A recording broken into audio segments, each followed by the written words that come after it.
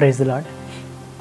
ఈరోజు మనం ధ్యానించబోయే వాక్యం కీర్తనలు 37వ అధ్యాయం 7వ వచనం.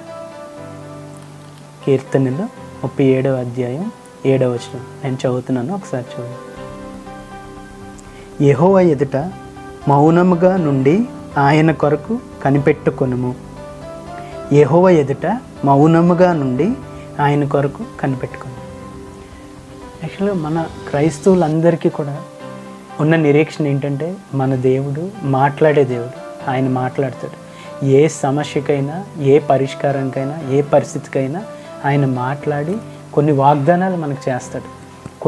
కొన్ని విషయాలు మనకు చెప్తాడు.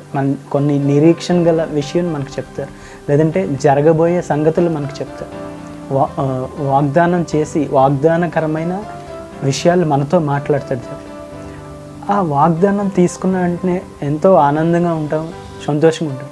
కానీ వాగ్దానం ఇచ్చిన సమయాన్ని నుంచి ఆ వాగ్దానం నెరవేర్పులోకి వచ్చే సమయం వరకు మధ్యలో చాలా సమయం ఉంటుంది. ఆ సమయమే వెయిటింగ్ పీరియడ్ లేదంటే కొంత ప్రాసెస్ ఉంటుంది. ఆ ప్రాసెస్ తెలుసుకోక చాలామంది ఆ వాగ్దానాన్ని స్వతంత్రించుకోలేరు, లేదంటే ఆ వాగ్దానం కోసం వేచి చూడకుండా మధ్యలోనే వైదొలిగి వెళ్ళిపోతుంటారు, విఫలమైపోతూ ఉంటారు. ఆ వెయిటింగ్ పీరియడ్లో లేదంటే ఆ ప్రాసెస్లో చేయాల్సిన క్రియ ఏంటి, మనం కలిగి ఉండాల్సిన లక్షణం ఏంటి ఈరోజు చూద్దాం.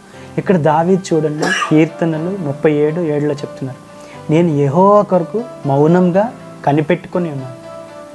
అదే తర్వాత 40వ కీర్తన 1వ వచనంలో కూడా ఉంటుంది, యెహోవా కొరకు నేను సహనంతో కనిపెట్టుకొని ఉన్నాను. ఏం చేస్తాను? యెహోవా కొరకు నేను సహనంతో కనిపెట్టుకొని